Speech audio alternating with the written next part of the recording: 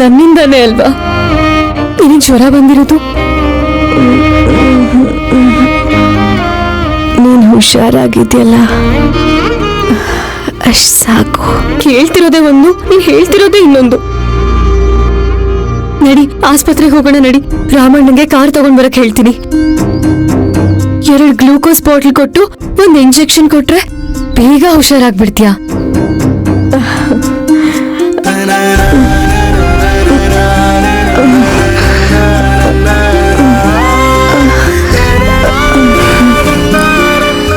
ಈಗ ಸಮಾಧಾನ ಆಯ್ತು.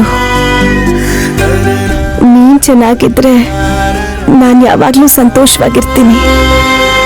ಹೆಂಗ್ ಚೆನ್ನಾಗಿರ್ತೀಯ? ಸುಸ್ತಾಗಿ ನಿನ್ ಮುಖ ಹೇಗೆ ಇಳಿದು ಹೋಗಿದೆ ನೋಡು. ನನ್ ವಿಷಯ ಬಿಡೆ. ಹೌದು, ನೀನ್ ಯಾಕೆ ಸಾಯಕ್ ಹೊರಟಿದ್ದೆ? ಏನೋ ಬಿಡೆ. ಹೇಳ್ದೆ ಹೋದ್ರೆ ನನಗೆ ಜ್ವರ ಕಡಿಮೆ ಆಗಲ್ಲ, ಹೇಳ್ತಿದ್ದೀನಿ.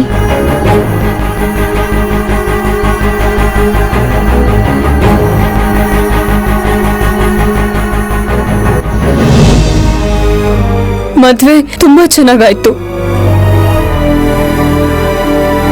ಆದ್ರೆ ಅವನಿಗೆ ನನ್ ಗಂಡನಾಗಿರೋದಕ್ಕೆ ಕಷ್ಟ ಆಗತ್ತಂತೆ.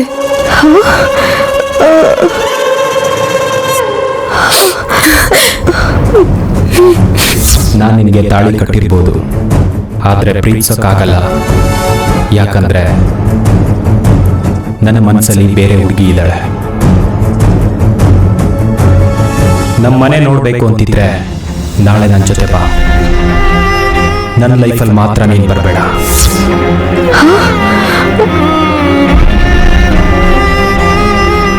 ನನ್ ತಾಳಿ ಕಟ್ಟಿದ್ರು ಬಾಳ್ ಕೊಡದೆ ಇರೋನು ನನ್ ಗಂಡ ಆದ. ಅದಕ್ಕೆ ಸತ್ತು ಹೋಗ್ಬೇಕಾ?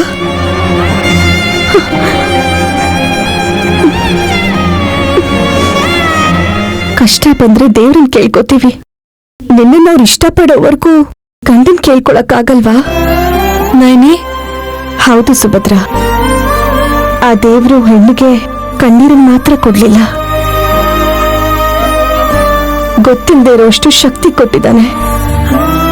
ತಾಳ್ಮೆಯಿಂದಿರು, ಪ್ರೀತಿನ ಹಂಚ್ತಾ ಹೋಗು. ಯಾವುದೋ ಒಂದಿನ ನಿನ್ ಗಂಡನೇ ತನ್ನನ್ನ ಕ್ಷಮಿಸು ಅಂತ ಕೇಳಿ ನಿನ್ನ ಎದೆಲಿಟ್ಕೋತಾನೆ. ಅರ್ಥ ಆಯ್ತಾ? ಇಂಥ ಪರಿಸ್ಥಿತಿಲೂ ಕೂಡ ನಿನಗೆ ಹೇಳ್ತಿದ್ಯಾ ಅಂದ್ರೆ ಎಲ್ಲ ಇರೋ ನನಗೆ ಯಾಕೆ ಭಯ ಪಡ್ಬೇಕು ಅನ್ಸುತ್ತೆ? ಧೈರ್ಯವಾಗಿರ್ತೀನಿ ನೈನಿ. ನನ್ನ ಸಂಸಾರನ ಕಾಪಾಡ್ಕೋತೀನಿ. ಇನ್ಯಾವತ್ತೂ ಈ ಥರ ನಿರ್ಧಾರ ತಗೋಬೇಡ. ಕೈ ಮೇಲೆ ಕೈ ಇಟ್ಟಿದ್ಯಾ ಅಂದ್ರೆ ಆನೆ ಕಣೆ. ಸುಭದ್ರಾ, ಸುಭದ್ರಾ, ಸುಭದ್ರಾ, ಎಲ್ಲಿದ್ಯೆ?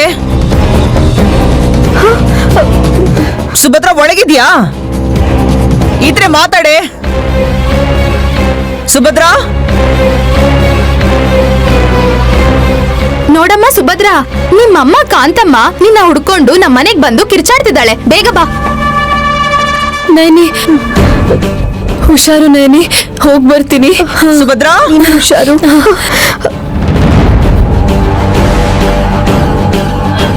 ಸುಭದ್ರಾ, ಸುಭದ್ರಾ, ಎಲ್ಲಿ ಸುಭದ್ರಾ? ನೈನಿನ್ ಮಾತಾಡ್ಸ್ಕೊಂಡು ಹೋಗೋಣ ಅಂತ ಬಂದಿದ್ದಾಳಮ್ಮ. ಅವಳ ಅಂಗಾಲ ಅರಿಶಿನ ಕೂಡ ಆರ್ಲಿಲ್ಲ. ನಿಮ್ಮನೆಗೆ ಕರೆಸ್ಕೊಂಡಿದ್ದೀರಾ ಅಂತಂದ್ರೆ ನಿಮ್ಗೆಷ್ಟು ಪೊಗರಿರ್ಬೇಕು? ಅಮ್ಮ, ಇವ್ರು ಯಾರು ಕರೀಲಿಲ್ಲ ಅಮ್ಮ, ನಾನೇ ಬಂದೆ. ಏಕೆ? ದೃಷ್ಟಿಯಾಗಿ ಮಂಚದ ಮೇಲೆ ಮಲ್ಕೊಳ್ಳೋದಕ್ಕ? ನಮ್ಮ ಅಕ್ಕ ಮಲ್ಗಿದ್ದಾಳೆ, ಜ್ವರ. ಅವಳಿಗೆ ಹೋಗೋ ಕಾಲನೇ ಬರ್ಲಿ, ನಮ್ಗೇನು?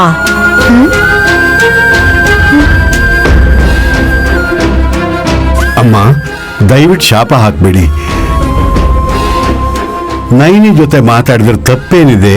ಮದುವೆ ಅದ್ ಮರುದಿನಾನೇ ಮಗಳು ಮನೇಲಿಲ್ಲ ಅಂತ ನಮ್ ಬೀಗ್ರು ಕೇಳ್ತಾ ಇದ್ರೆ ನನ್ ಮುಖ ಸುಟ್ಟು ಬದ್ನೆಕಾಯಿ ಆಯ್ತು.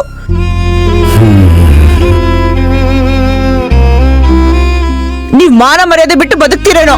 ನಾವ್ ಹಂಗಲ್ಲ, ಮರ್ಯಾದೆಗೋಸ್ಕರನೇ ಬದುಕೋರು.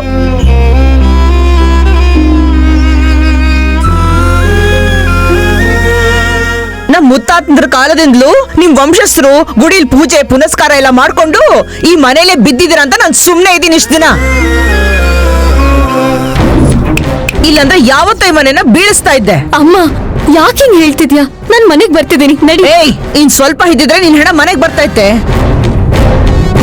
ಆ ಶನಿ ಬರಡ್ ಮಾತ್ ಕೇಳಿ ಹಾಳಾಗ್ ಹೋಗ್ತಿದ್ಯಲ್ಲ ನೀನು. ಅಮ್ಮ, ಒಳ್ಳೆ ಕೆಲಸ ಮಾಡಕ್ ಹೋದ್ರೆ ನೀವ್ ಯಾಕೆ ತಪ್ಪು ತಿಳ್ಕೊತೀರಾ ತಾಯಿ? ಸಾಕ್ ಬಿಡೆಯ ನಿನ್ ದೊಡ್ಡಸ್ತಕ್ಕೆ. ನಿನ್ ಮೊಮ್ಮಗಳೇನಾದ್ರೂ ಅಮ್ನೋರು ಅಂದ್ಕೊಂಡ್ಬಿಟ್ಟಿದ್ಯಾ ನಮ್ಗೆಲ್ಲ ವರ ಕೊಡೋದಕ್ಕೆ? ಪುಸ್ತಕಂತ ಬಾಯ್ ಬಿಟ್ರೆ ಸಾಕು ಅದು ಶಾಪ ಆಗುತ್ತಲ್ಲಪ್ಪ. ಅಮ್ಮಮ್ಮಮ್ಮಮ್ಮಮ್ಮ, ಎಷ್ಟು ಅನಾಹುತ ಆಗ್ಲಿಲ್ಲ. ಎಷ್ಟೋ ಜನ ಪ್ರಾಣನ ಉಳಿಸಿದಾಳಲ್ಲಮ್ಮ. ಹಾ, ಪ್ರಾಣ ಉಳಿಸ್ಬಿಡಿದಾಳೆ, ದೊಡ್ಡ ಡಾಕ್ಟರ್ ಇವಳು. ಇವಳಿಂದ ಇರೋ ಬರೋ ಪ್ರಾಣಗಳೆಲ್ಲ ಹೊಗೆ ಹಾಕಿಸ್ಕೊಂಡಿದ್ದಾರೆ. ಇವಳೇನಾದ್ರೂ ಇಲ್ಲೇ ಇದ್ರೆ ನಮ್ಗಿರೋ ಹೆಸರಿಗೂ ಮಸಿ ಬೆಳೆದು ಬಿಡ್ತಾಳೆ.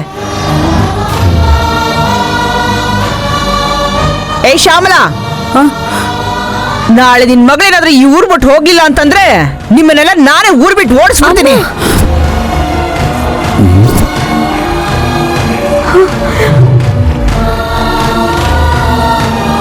ಮದ್ವೆ ವಯಸ್ಸಿಗೆ ಬಂದಿರೋ ಹೆಣ್ಮಕ್ಳನ್ನ ಕರ್ಕೊಂಡು ನಾನು ಎಲ್ಲಿಗಮ್ಮ ಹೋಗ್ಲಿ? ಹಾಳು ಬಾವಿಲ್ ಬಿದ್ದು ಹೋಗಿ ಸಾಯ್ರಿ, ನನಗೇನಾಗ್ಬೇಕು?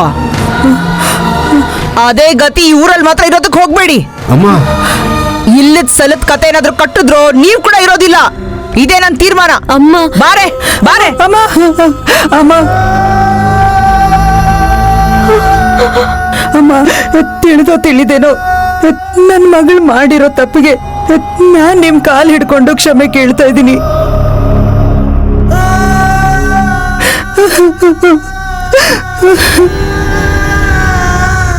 ಅಮ್ಮ ಅಮ್ಮ, ಇನ್ನೊಂದ್ಸಲ ಈ ತರ ಆಗದಿರೋ ಹಾಗೆ ನೋಡ್ಕೋತೀನಮ್ಮ. ಅಮ್ಮನವ್ರ ಪಾದ ಸೇವೆ ಮಾಡಿದ ಈ ಕೈಗಳು ನಿಮ್ಮ ಕಾಲ್ ಮುಟ್ಟಬಾರ್ದಮ್ಮ. ಅರ್ಥ ಮಾಡ್ಕೊಳ್ಳಿ ದಯವಿಟ್ಟು. ನೀವ್ ಎಷ್ಟು ಕೇಳ್ಕೊಂಡ್ರು ನನ್ ಮನ್ಸ್ ಮಾತ್ರ ಬದಲಾಗೋದಿಲ್ಲ. ನನ್ನ ನಿರ್ಣಯದಲ್ಲಿ ಎರಡು ಮಾತಿಲ್ಲ.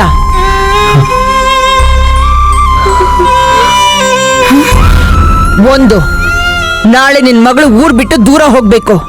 ಇಲ್ಲ ಅಂದ್ರೆ ನೀವು ಗಂಟು ಮೂಟೆ ಕಟ್ಕೊಂಡು ರೆಡಿಯಾಗಿರಿ.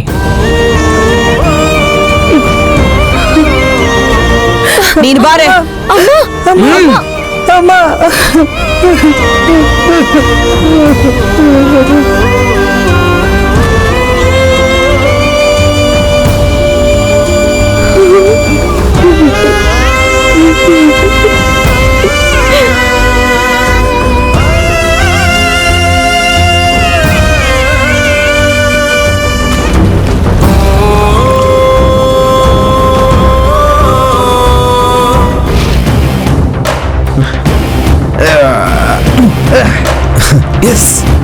ಮತ್ತೆ ಬಾ.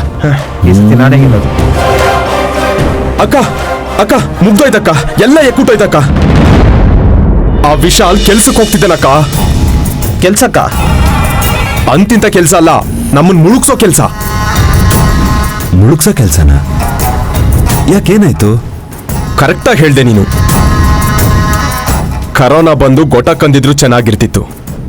ಕಣ್ ಮುಂದೆನೆ ಅವನು ಸಿಂಹಾಸನ ಹತ್ತುತ್ತಾ ಇದ್ರೆ ನನಗೆ ಹೊಟ್ಟೆ ಉರಿತಾ ಇದೆ. ಪರಶುಮಾಮ ಪಶು ತರ ಕಿರ್ಚಿಸಿದ್ರೆ ಸುಮ್ಮನೆ ಇದೆಯಲ್ಲ ma'am.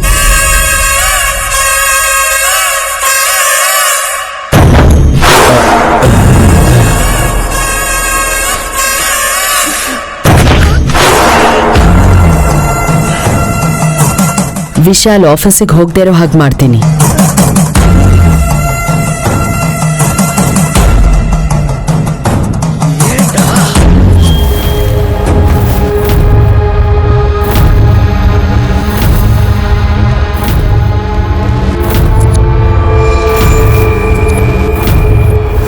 Mom,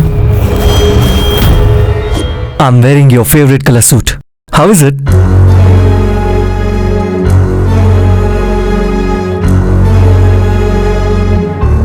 Mom, what happened? ಯಾಕೆ ಡಲ್ ಆಗಿದ್ದೀರಾ? ಏನು ಅಂತ ಹೇಳಪ್ಪ. ನೀವ್ ಏನ್ ಹೇಳ್ಬೇಕು ಅನ್ಕೊಂಡಿದ್ರೆ ಅದನ್ನೇ ಹೇಳಿಯತ್ತೆ. ಬೇಡ ಅಂದ್ರೆ ಬೇಡ ಹೇಳ್ಬೇಡಿ.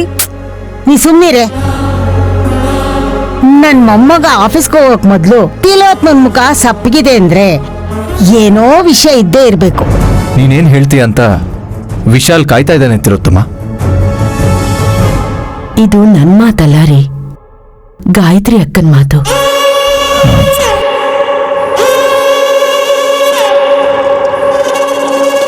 ಯಾವಾಗ ಹೇಳಿದ್ರು?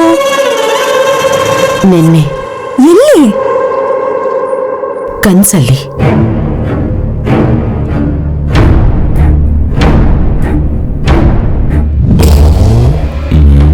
ಏನು ನನ್ ಗಾಯತ್ರಿ ನನ್ ಸೊಸೆ ನಿನ್ ಕನ್ಸಲ್ ಬಂದಿದ್ಲಾ?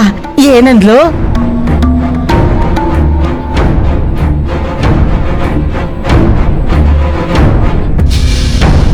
ವಿಶಾಲ್ ಸುಖವಾಗಿ ಬೆಳೆದವನು, ದೊಡ್ಡವನಾದವನು. ಅವನು ಚೆನ್ನಾಗಿರ್ಬೇಕು ಅಂದ್ರೆ ಅಮೆರಿಕದಲ್ಲೇ ಇರ್ಬೇಕಲ್ವಾ? ಈ ಬಿಸ್ನೆಸ್ಸು, ಈ ತಲೆನೋವೆಲ್ಲ ಯಾಕೆ ಅಂತ ತುಂಬಾ ಹತ್ರು.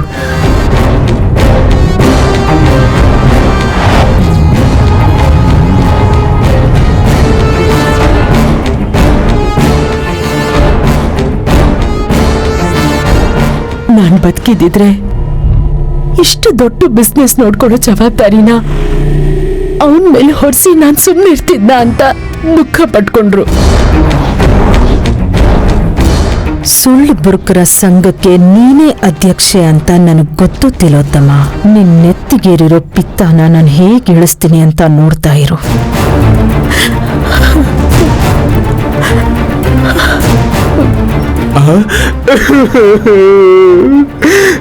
ದೊಡ್ಡಕ್ಕ ಅಷ್ಟು ನೊಂದ್ಕೊಂಡೆಲ್ಲ ಹೇಳಿದಾಳೆ ಅಂದ್ರೆ ವಿಶಾಲ್ ಆಫೀಸಿಗೆ ಹೆಂಗಕ್ಕ ಹೋಗಕ್ಕಾಗತ್ತೆ? ದೇವ್ರೇ,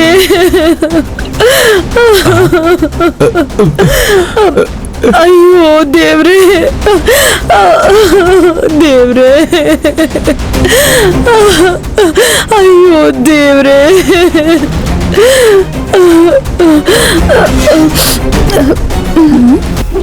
ನಿಮ್ಗೇನಾಯ್ತು ಅಹಲ್ಯತ್ತೆ? ತಿಲೋತ್ತಮ ಕನ್ಸಲ್ ಬಂದ್ಮೇಲೆ ಗಾಯತ್ರಕ್ಕ ಹಂಗೆ ಸೀದಾ ನನ್ ಕನ್ಸಲ್ ಬಂದ್ಲು.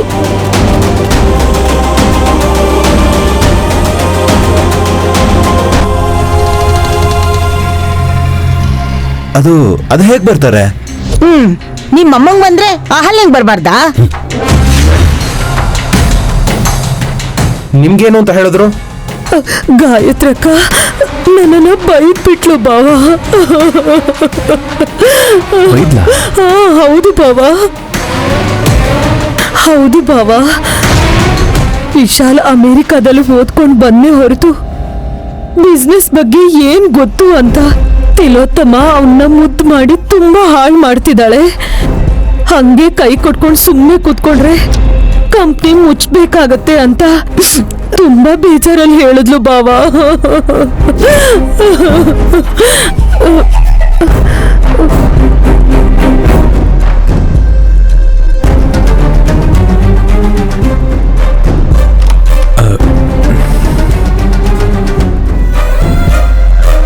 ಡ್ಯಾಡ್, ಇವ್ರು ಯಾರ ಮಾತನ್ನು ನಂಬೇಡಿ. ದೇವ್ರನ್ನೇ ನಂಬೋದಿಲ್ಲ ನಾನು. ಅಂಥದ್ರಲ್ಲಿ ಕನ್ಸಲ್ಲಿ ಬಂದು ಹುಚ್ಚು ಪ್ರಶ್ನೆಗಳನ್ನ ಕೇಳಿದ್ರೆ ಅದಕ್ಕೆ ನನ್ನ ತಲೆನೂ ಕೆಡಿಸ್ಕೊಳ್ಳಲ್ಲ.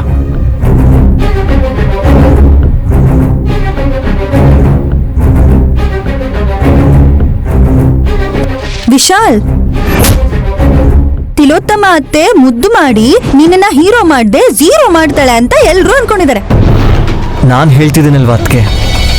ಡ್ಯಾಡ್ ತುಂಬ ನಂಬಿಕೆಯಿಂದ ನನಗೊಪ್ಪಿಸ್ತಿರೋ ಈ ಜವಾಬ್ದಾರಿಗಳನ್ನ ಶ್ರದ್ಧೆಯಿಂದ ತುಂಬ ಚೆನ್ನಾಗಿ ನಿಭಾಯಿಸಿ ನಾನೇನು ಅಂತ ಪ್ರೂವ್ ಮಾಡ್ತೀನಿ.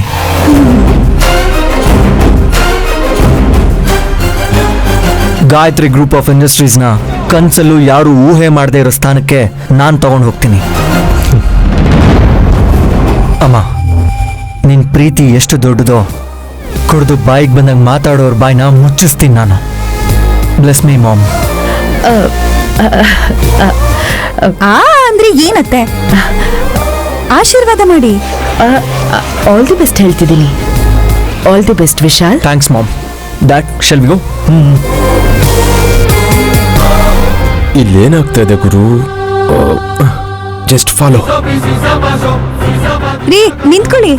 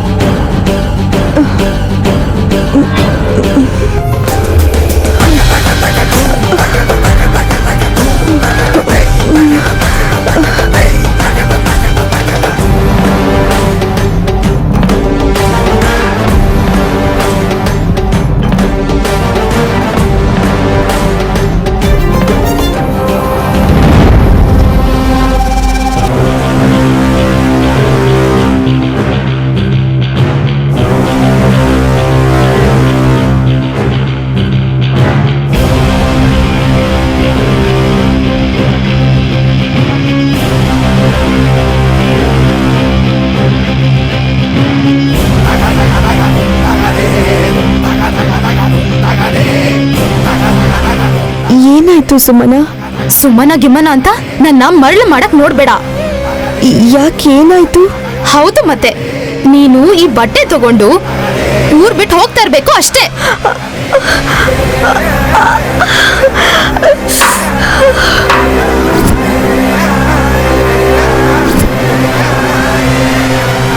ನಿನ್ನಿಂದ ನಮ್ಮಮ್ಮ ಕಾಂತಮ್ಮನ್ ಕಾಲು ಹಿಡ್ಕೊಂಡ್ಲಲ್ಲೇ. ನೀನ್ ಮತ್ತೆ ಬಾಯ್ ಬಿಡ್ತ್ಯಾ? ಭಿಕ್ಷೆ ಬೇಡ, ಕೈಯೂ ಇರಲ್ಲ, ಮುರ್ದಾಕ್ತಾರೆ. ಸುಮನ, ಏನಮ್ಮ ಇದೆಲ್ಲ? ಗಂಟು ಮುಟ್ಟೆನಮ್ಮ, ಇದನ್ ತಗೊಂಡು ಊರ್ ಬಿಡ್ತಾಳೆ. ಹೋಗ್ಲಿ ಬಿಡು.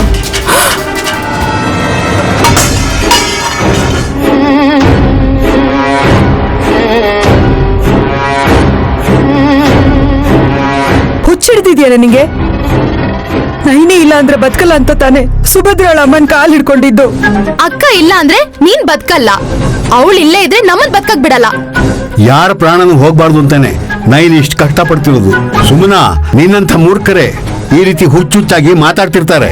ತಾತ, ಅಕ್ಕ ನಿನ್ ದೃಷ್ಟಿಯಲ್ಲಿ ದೇವತೆ ಇರ್ಬೋದು, ಅರ್ಚನೆ ಮಾಡ್ತೀಯೋ ಅಭಿಷೇಕ ಮಾಡ್ತೀಯೋ ನಿನ್ನಿಷ್ಟ. ಆದ್ರೆ ಇವಳಿ ಮನೇಲಿದ್ರೆ ಮಾತ್ರ ಯಾರಿಗೂ ಮನಶಾಂತಿ ಇರಲ್ಲ.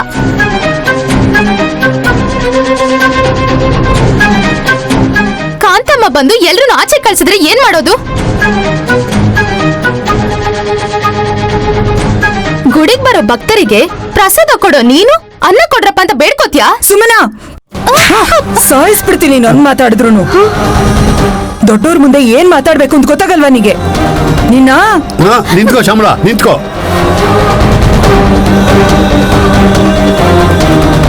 ನೋಡಮ್ಮ, ಈ ಕೈಯಿಂದ ಅಮ್ಮನವರಿಗೆ ಎಷ್ಟೋ ಪೂಜೆ ಮಾಡಿದ್ದೀನಿ, ಗಂಟೆ ಬಾರಿಸಿದ್ದೀನಿ, ಆರತಿ ಎತ್ತಿದ್ದೀನಿ.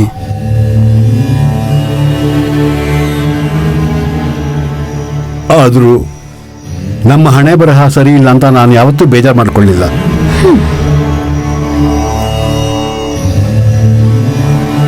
ದೇವರ ಸೇವೆ ಮಾಡಿ ಮಾಡಿ ಅದೃಷ್ಟ ರೇಖೆಗಳು ಅಳಿಸೋಗಿವೆ ಅಂತ ಸುಮ್ಮನೆ ಇದ್ದೀನಿ.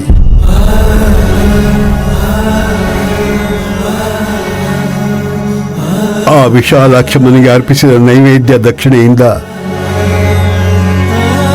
ಹೊಟ್ಟೆ ತುಂಬಿಸ್ಕೊಂಡು ಬಂದಿದ್ದೀನಿ.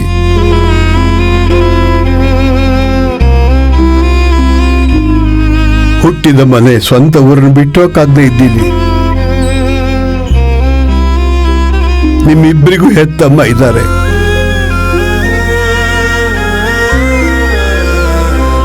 ನನಗೆ ಯಾರಿದ್ದಾರೆ?